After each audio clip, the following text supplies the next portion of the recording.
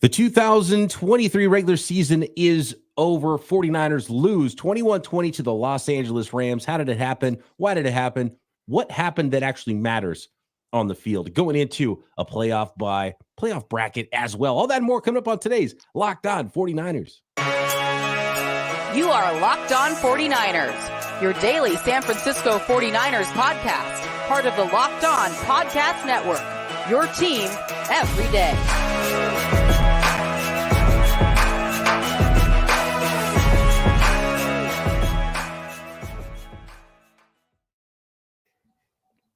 Welcome to Locked On 49ers. Brian Peacock and Eric Crocker at BD Peacock at Eric_Crocker. Thanks everybody for making us your first listen here on the Locked On Podcast Network, your team every day. Love all the everydayers out there. I see all y'all jumping in the chat here post game to get after it. Regular season finale. 49ers lose to the Los Angeles Rams. Going to break down Sam Darnold and some backups making plays. And you know, some positives and negatives to take away from this game that really didn't matter in the win-loss column for the 49ers. Locked into the 1 seed, locked into a playoff bye in the wild card round next week. Today's episode of Locked On 49ers is brought to you by FanDuel. Make every moment more. Right now, new customers get $150 in bonus bets with any $5 bet. That's $150 on that first $5 bet, win or lose. So visit FanDuel.com/locked on to get started. Oh, where do we begin here, Croc? I think I want to start with Sam Darnold. We got to see Sam Darnold, his first action, his first real action really since his last game of the year last year again for the Carolina Panthers. And what's kind of funny, and I guess shouldn't be that surprising, is while Sam Darnold ended the season and the Carolina Panthers ended the season last year on a nice little 6-game streak, it didn't end well. And it ended for Sam Darnold's 2022 season exactly the same way it ended for his 2023 season. Had this weird looking, ugly fumbled the ball away. That time it was in the red zone. And we hadn't seen a lot of that Sam Darnold. I was wondering if that Sam Darnold would show up, and it ended up showing up, Croc, in this one. As he tried to lead the 49ers down to give Jake Moody a chance to make a field goal and for the 49ers to get a win and potentially knock the Rams down to the 7th seed instead of the 6th seed in the playoffs. But it wasn't to be. The 49ers fall to the Rams 21-20. What did you see from Sam Darnold in his first start as a San Francisco 49er? Maybe his only start as a San Francisco 49er. You know, I think for me, first you have to start with, like, what are the expectations and what are you looking for? Like, what are you looking to take away from a Sam Darnold start? And for me, it's when you go into the playoffs, if your starting quarterback goes down, Brock Purdy, can this guy fill in and at the very least be serviceable? Can he keep the team afloat? And so the snaps that he got with Brandon Ayuk out there, with Deebo Samuel out there, Trent Williams, I know there wasn't any George Kittle or CMC. I thought that went very well. He had 2 drives, 2 touchdowns, had another drive where he came down and, you know, you had a missed field goal. And then in the very next drive, he drove down and scored a touchdown. So I put most of the weight in his performance in that kind of chunk, and really more so with just when you have the guys, because that's who you're going to have if you have to play for the 49ers in the playoffs. Right. You're going to have the Brandon Ayuk, the Deebo Samuels, the Trent Williams, and you're also going to add Kittle and Christian McCaffrey. And I feel like with his start, I felt very confident that we would be getting a quarterback that the ship wouldn't sink with him. At least that's what it felt like. Now, I didn't think that they asked him to do a whole lot on those first few drives. You know, hey, make a throw when needed. There was a 2nd and 10 draw play where he picked up 9 yards on the ground. I thought that was pretty cool to see. You know, and there were some other throws he had really throughout the game, a really crazy kind of, not a bad drop by can't think of his name, number 17, Chris Conley. Yeah. Good play by the DB, whatever. But I feel like for the most part, good throws, good things. But then, like you said, you know, you had a weird fumble where the ball went back and like hit the defender's helmet and it came loose, and he tried to like shove it forward after that. But again, I put more stock into what Sam Darnold would we see. And we would likely see the Sam Darnold with a loaded cast, which I thought in that scenario, he played well. So that was cool. It was cool. It was cool to see him out there and let it rip.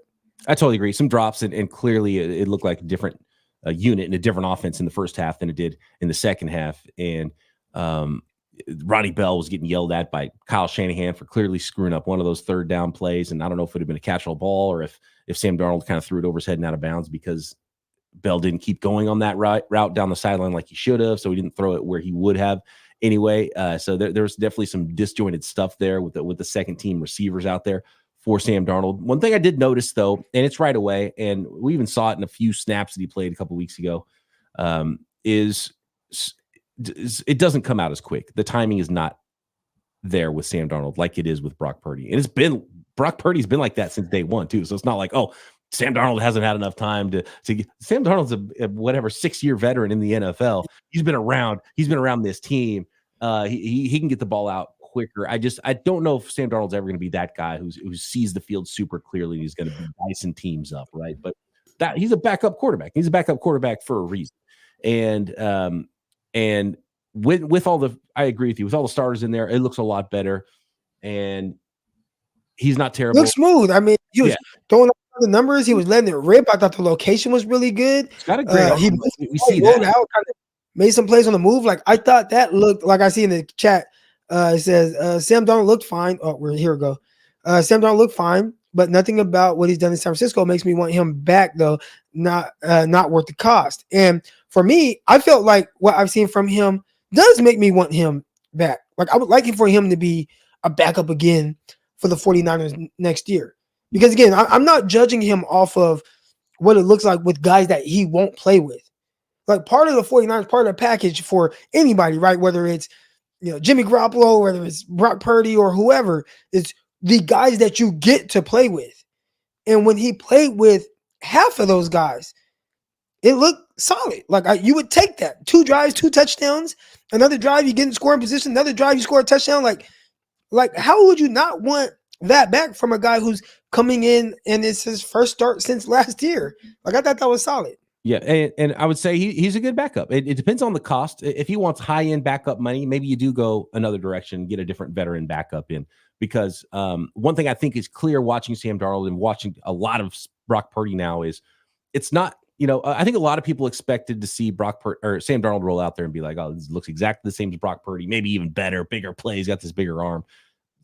You want to see Brock Purdy out there. You don't want to see Sam Darnold over Brock Purdy. You know what I mean? So it's like he's a backup. He is a backup quarterback. And so if you like him as a backup quarterback, that's fine. You pay him accordingly, and please don't get hurt, Brock Purdy.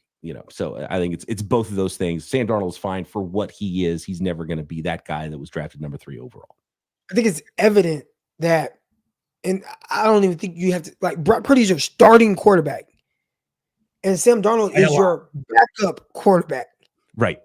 If you just view them through that lens, you should be good with what you saw when Sam had the starters. Now, how it looked after that, whatever. I mean, we're talking about basically a preseason lineup. And again, the advantage of playing with the 49ers for Sam Darnold or any other backup quarterback is having the Avengers, having the Brandon Ayuks out there, the Deebo Samuel, and the things you do to stay in rhythm. Having Christian McCaffrey, George Kittle out there. So they weren't playing in the second half. None of those guys. So I don't care about that. For me, it's if your starting quarterback goes down and you have to play in the game with Sam Darnold, do you feel comfortable? And I feel more than comfortable having to play with him in the game, even in the postseason. Mark in the chat says Darnold will be starting for an NFL team next year. I'm not so sure about that. He could make some starts. He made a start for an NFL team this year. Nobody's going to sign Sam Darnold and be like, well, we're done. There's our starting quarterback. That's not going to happen. He might be a backup somewhere else, might be a backup for 49ers. Maybe even he's a stopgap and plays for a couple of weeks before a rookie comes in and takes his job, something like that. But yeah, nobody's signing Sam Darnold to be a starting quarterback. How about this one real quick here? Wentz over Darnold? Lamar Wentz? But I guess he was more like Josh Allen Wentz as far as running the ball. 16, 17 rushes. He rushed the ball 17 times. That was strange. He was just like, he was taking off too. It was almost high schooly, right? It was a high school quarterback performance. Not like how he played, but just how the offense was run through the quarterback, just kind of taking off and running the ball and being like, I'm a good athlete. I'm just going to run it. Hard to judge him either. this is a weird game because you have guys like in, and then it's like who's starting, who's not. Like guys resting, getting ready for the postseason. You have Puka Nacua in for a while, and he broke the record. Then there's no Cooper Kupp, there's no Tyler Higbee, so even Carson Wentz. I don't judge him. I didn't think it looked very smooth, but I didn't expect it to really look smooth. It's just not the guys. Anybody you can judge Sam Darnold with the starters. And that was terrific. Outside of that, that's not your team. So why are we judging him with, and it's like your receivers that you only have to throw to? Chris Conley, who had his first catch of the year. Come on. He's been throwing to the second team receivers all year long. You want your quarterback to elevate, Croc. Hey, I don't know how much you can elevate Conley. He tried that. He had the big play, explosive play. And it's like outside that, that's all I got for you. I do want to say, speaking of Higbee being out, one of my draft crushes, one of my guys that I thought was a better tight end than the Niners drafted in either one of the tight ends they drafted, Davis Allen. I think he's the future starting tight end for the Los Angeles Rams. He was getting some action in there. From Clemson, right? Yeah, Clemson. 5th rounder, 6th rounder. Yeah. Look good. Anyway, let's talk running backs. Let's give out some game balls here. Talk a little bit about the defense and a couple of guys that we haven't really seen any of making some plays in this game. That's the fun part about a game like this, when you can see a lot of backups, a lot of guys we don't get to see play regular season meaningful football. Next.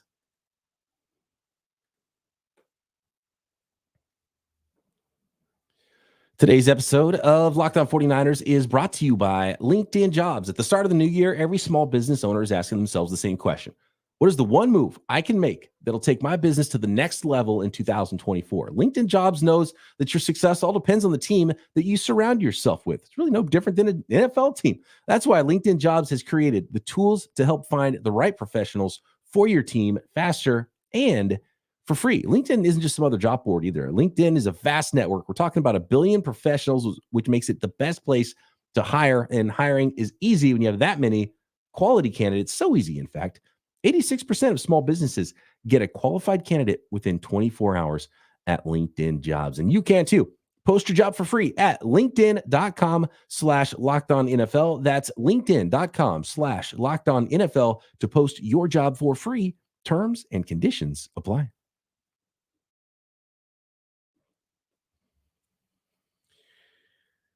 Let's talk Jake Moody here before we give out some game balls. I don't assume that you're going to give a game ball to Jake Moody if he makes one of his 2 kicks. The 49ers probably don't lose that football game. If he makes them both, the 49ers probably win that football game. You never know how things are going to go. A lot of typo, by the way, in the background. I'm supposed to say Moody misses. It says Moody misses. But Jake Moody, I'm going to push back on some of the fans here. Obviously not a great game for Jake Moody, and you want him to have confidence going into the playoffs, and you hope those ideas of missed kicks don't bounce around his noggin for a week before going into the playoffs. And, the playoffs is a different beast. And so, a lot of fans pointing to the missed game winner. The 49ers probably, if Jake Moody is perfect this year, the 49ers win at least 2 more games, right? I think it's safe to say. He missed a game winner against the Browns, missed a couple kicks in this game. He's a rookie kicker, Croc. I don't think I would have never, if you told me exactly what Jake Moody did this year after the draft, before the season started, I said, yes, I will take that.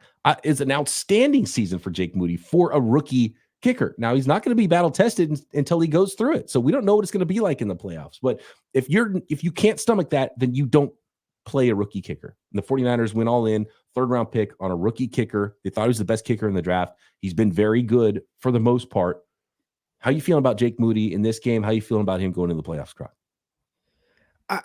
I think he had a solid season. I think the tough thing is when you start to put things into perspective, the 2, and he missed a few kicks, but 2 of the kicks that he missed were opportunities for your team to win.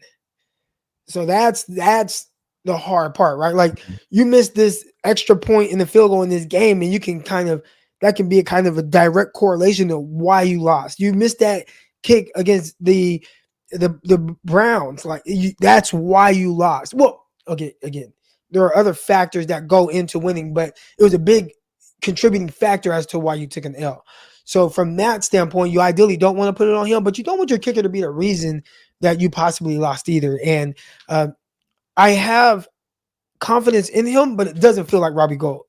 I remember, Robbie Gould heading into the postseason, and we're talking a lot about the postseason because That's always been the expectations for the 49ers. I've talked about even this season, everything was kind of a warm-up and a tune-up to get you ready for the postseason, to feel comfortable that, all right, here we go. We are headed for a long postseason run. And when you think about the kicker, like, you don't want him to be the reason why you have any kind of doubts. And I do expect games to be much closer in the postseason. And if they are closer, you'd assume that your kicker is going to have a kind of a deciding factor into one or two of these games. And right now, I don't have the confidence that he can do the job as well as Robbie Gould did. So that's kind of my easiest way to put it. Like, on the confidence meter, 1 to Robbie Gould, he ain't at Robbie Gould. And you let Robbie Gould go for him. The chat wants to know if your Crocs are ready to go. Get them in sport mode. Get out there and maybe make some kicks. Croc, we've seen always post before. Always ready in sport mode, and I know he missed a field goal. I want to say inside of 40 yards. I'm money inside of 40 yards. So 38 yarder is the one that Moody missed in this one, and an extra point. So be ready, Croc. Be ready. They might need you as emergency quarterback as well. Although they didn't call you for this game, so that's got to be a little bit disappointing. Didn't get to see Brandon Allen in this game either. It was all Sam Darnold. I haven't seen much of Brandon Allen throughout not even in the preseason. Let's give out some game balls here really quick. And I want to go to Tayler Hawkins. First action, been on the practice squad a couple years, gets to play, starts at safety for the 49ers alongside Logan Ryan, and gets his first career interception. I don't know how long Tayler Hawkins is going to be a 49er. I don't know how long his NFL career is going to go, but he's got this. He's got the photographs of him with the uniform on, game time, regular season, making a play, making an interception, going down, mugging for the camera with the entire defense down there, rushing down to the end zone. I love that for him. He there were some really good reports out of camp for 2 years from him. That's why he's stuck on the practice squad. Got a chance to play, made a big play, Croc. Tayler Hawkins, second year safety, really first year safety, because the first time he's gotten a chance to play, he gets a game ball easy for me. I think he's definitely going to be a guy that gets to compete for an active roster spot next year. He's kind of in that window now, and he's has some experience. I think it was good getting him this game time experience and this game starter experience at that. 49ers down a lot of safeties as well, so it wasn't just like, oh, we're going to sit one safety and now he's playing. You're down Talanoa Hufanga, of course. You're down, Gibson, he's banged up. It feels like there's a safety dropping kind of all the really throughout this entire year. So he kind of got to play by default, but he made a play. I saw him make a couple key tackles as well. So those things were good. And you'd see, I wonder if they try to get a little bit cheaper next year and they end up keeping a guy like Hawkins around. Like maybe they don't bring back Tayshaun Gibson, who's a veteran on a veteran salary, and that can help a guy like Hawkins, especially if you don't draft a guy. Yeah, that'd be interesting. We're getting ahead of ourselves, but we do have an extra week to talk about some things. And on tomorrow's show, Croc, I think we do need to start looking at, it's going to be Black Monday. There's going to be a lot of coaches fired. There's going to be a lot of jobs open. 49ers have been a really popular team for other teams to try to poach personnel guys and coaches from. And so it's for a lot of teams, it's off-season mode, even though for the 49ers, it's playoffs mode. And so we do have some extra time this week with the bye to, talk about some other topics before we get ready for whatever team that, we still don't know which team the 49ers are going to play. More on the NFC playoff bracket in a second. Let's give out some more game balls here. That'd be interesting, though, with Jair Brown and Talanoa Hufanga coming back from injury, potentially being the starting tandem at safety for the 49ers next year. Gibson's been so good. But can we see Tayler Hawkins making a play? In John Lynch, we trust. Do not doubt John Lynch when it comes to safeties, right? Right. Linebackers and safeties. 49ers do a great job identifying those guys and kind of having the next man up ready to go on the 49ers roster. Whatever they decide, it'll be the right answer next year. Hopefully get all these guys healthy, and I'm sure everyone's going to be healthy and ready to go here for the divisional round, the playoffs too. How much do you worry, like when somebody goes down, just the way they've constructed this roster so well? I almost feel like that next man up thing is like somebody that's going to fill in and play well enough and be coached up, and you're going to be able to win games with them. I almost feel like that at pretty much every position. Now, offensive line is a little tougher there, but most other positions for the 49ers, I feel like, they'll be all right. They'll be fine. Do you get that sense as well? Oh, yeah. Is it with how they have built the roster, or is it just they're super coached up, or maybe there are enough elite players to overshadow maybe a deficiency in a spot? It's all those things. The 49ers are a really well-coached football team. They're a deep roster. There's a ton of competition there. The young guys that are coming in competing are working behind guys and learning so much from those veteran players and those star players that it makes them better. And so it all just works together and provides this awesome depth. And, you kind of wring your hands a little bit when someone goes down, you worry about it, and someone always steps up. It's phenomenal the way this team has come together. So I think it's really all of those things. Next, more game balls, and let's take a look at the NFC playoff bracket. Still one game Sunday night that we'll get you guys out to here as we finish up this live to finish up and figure out the rest of the AFC playoff bracket as well next. Today's episode of Locked On 49ers is brought to you by FanDuel, America's #1 sportsbook. The NFL season wrapping up now. Only one more game to go, and by the time some of you listen to this, no more regular season games to go, but there's tons of playoff football action to bet on. NFL draft props. We know the draft order for all those non-playoff teams now as well. And a special offer for our listeners from America's #1 sportsbook. Right now, new customers get $150 in bonus bets guaranteed when you place a $5 bet. That's it. Play your first $5 bet, and that's $150 in bonus bets, win or lose on that first $5 bet. And then you can bet on anything with that extra $150. The app is super easy to use. So many different ways to play. We talked about NFL football, playoff football, off-season stuff. There is, who's the next coach where bets to be made. NBA, NHL, tons of fun at FanDuel. Live same game parlays. Find bets in the new Explore tab as well, and make a parlay in the new Parlay Hub. And it's the best way to find those popular parlays, which is one of my favorite ways to play. Parlays and draft props. Those are my favorites on FanDuel. So visit FanDuel.com/lockedon and make your first bet a layup. That is FanDuel.com/lockedon. FanDuel, official partner of the NFL.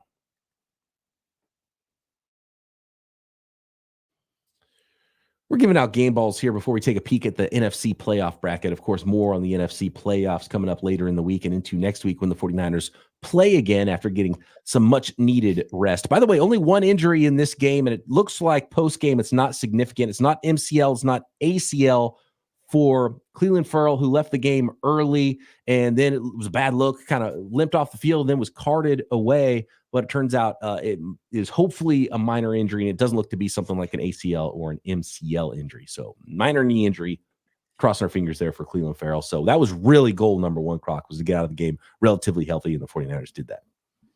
Yeah, I saw when we came on to the live stream, someone put in the chat, any injuries? And you did have Ferrell, but outside of that, sitting guys, that really helped. And I think even the guys that played did a good job of kind of escaping without anything too major, hopefully, as it pertains to Clelin Ferrell.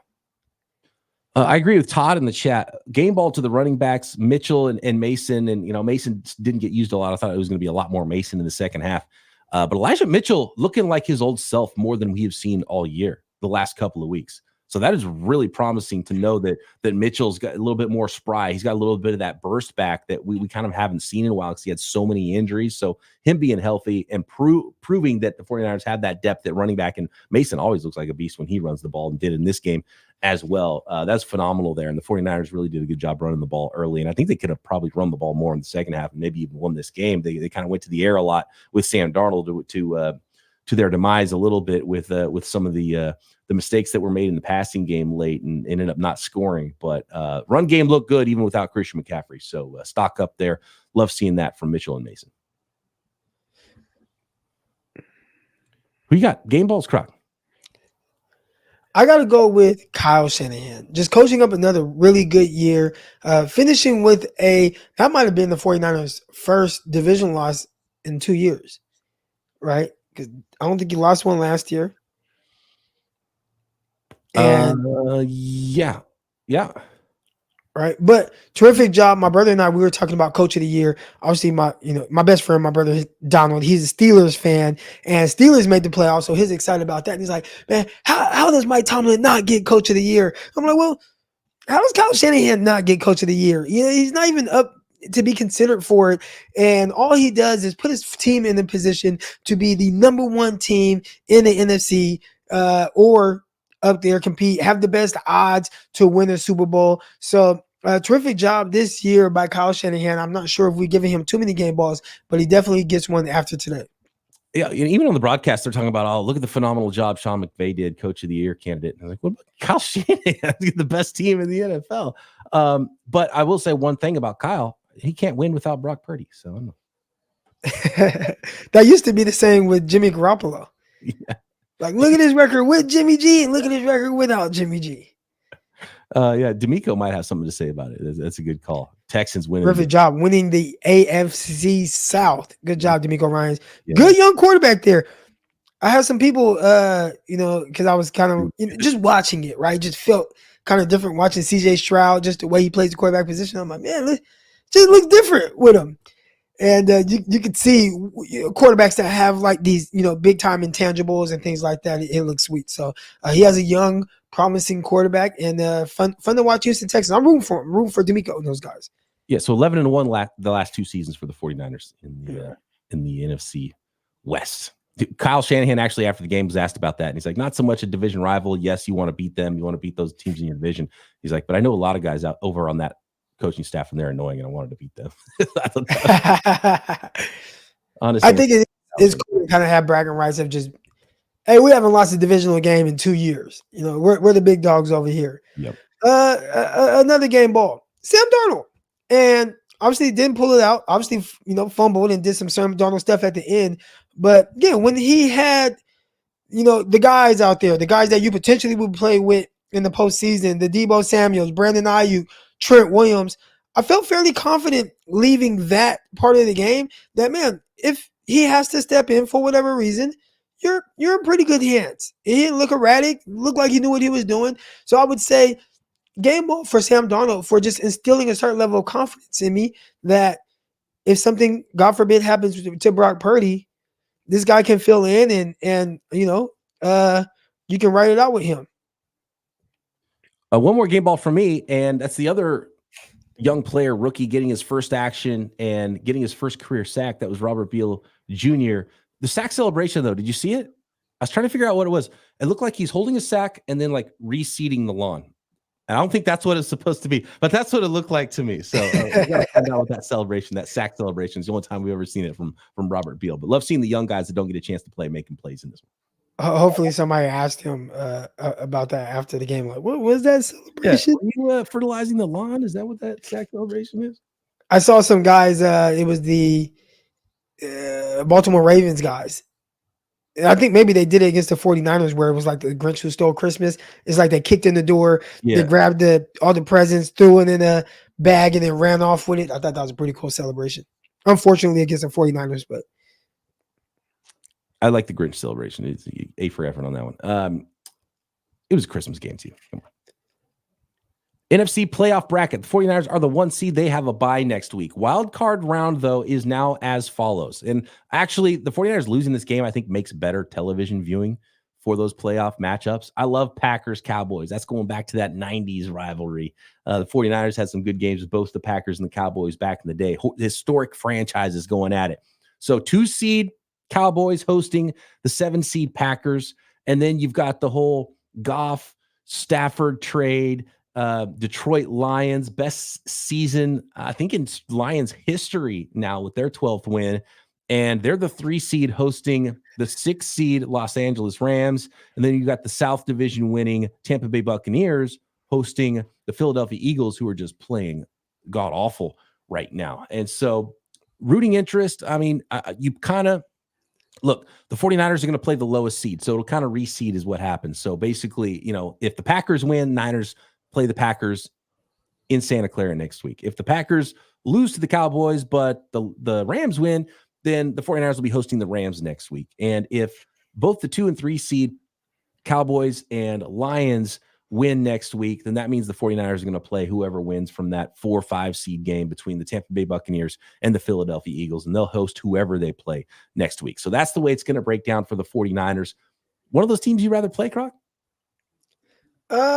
Nah, I think just the way the 49ers have played all year, you played the big dogs. I feel fairly confident that as long as they don't have any weird turnovers, 49ers are going to be the problems for any of these teams that they have to face. Nobody in the NFC scares me too much. It's the AFC. It starts to get a little weird. And the only team the 49ers can't play in the NFC in the divisional round is the Cowboys and the Lions. So if they play the Cowboys or Lions, that'll be an NFC championship game.